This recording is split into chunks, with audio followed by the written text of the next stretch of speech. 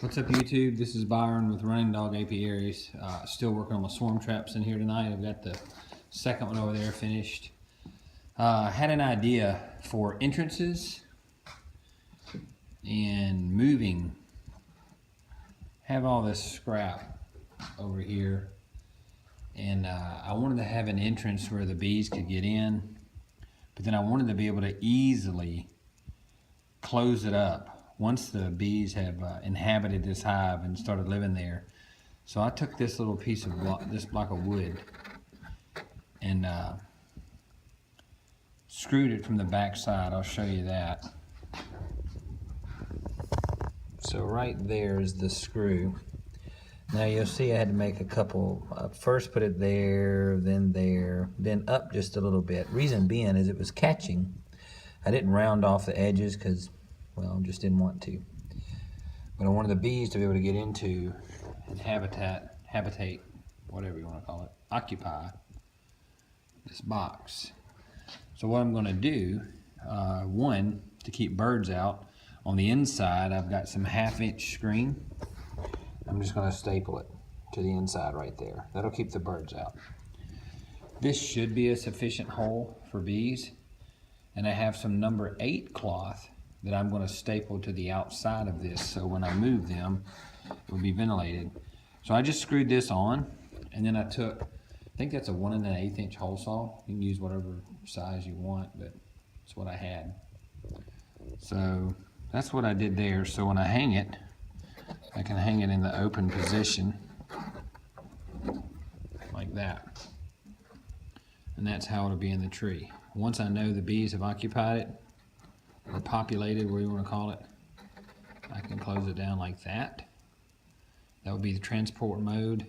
There'd be screen ventilation, and maybe I'll put some vent holes at the top as well to keep the bees from overheating. So anyways, I just wanted to share that with you. I didn't bore you with all the actual installation doing it because I have to hold it myself. So that being said, there's one swarm trap with an entrance.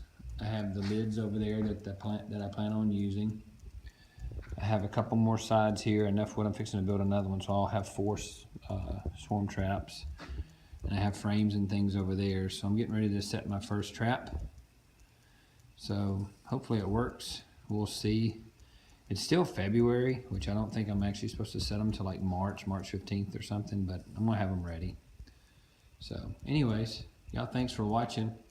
Subscribe if you like it. Let me know you're looking. Hope it helps. Now these swarm traps, just in case you want to know the dimensions, I have 10 inches clear from here to here.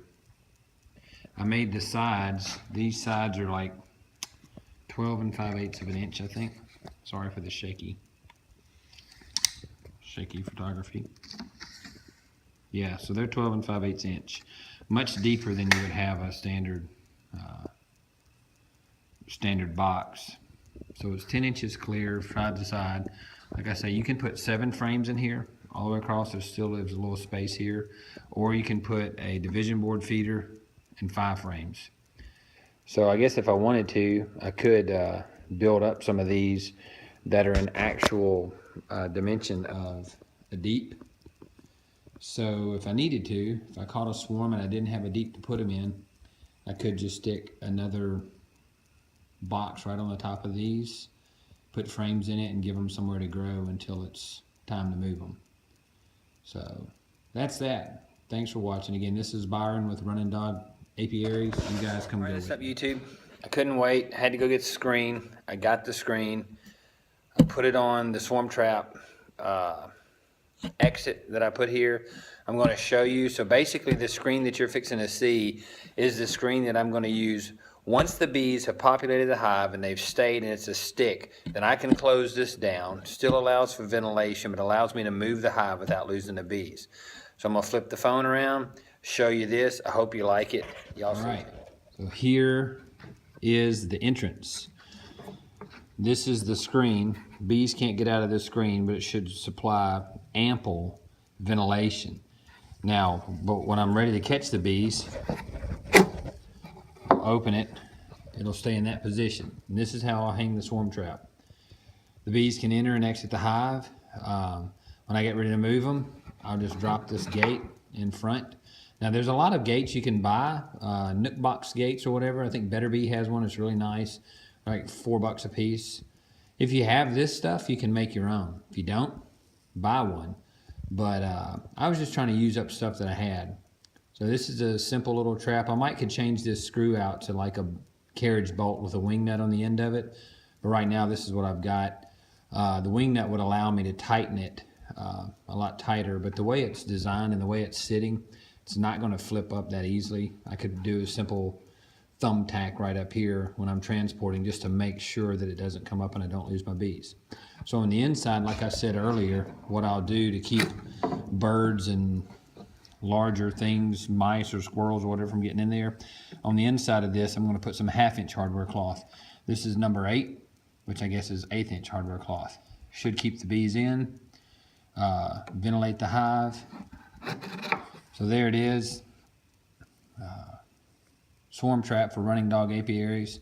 Got 4 of these ready to go here.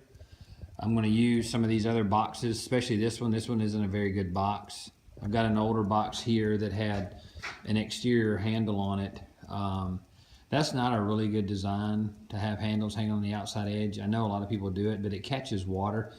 That box was completely dry. When I took that handle off, the face of that box was wet behind the handle. So this box also has an exterior handle. So I don't really want to put this box into use every day in the apiary. So I'm going to put a different type of bottom on that box and that box, turn them into swarm traps. So anyways, this is Byron for Running Dog Apiaries.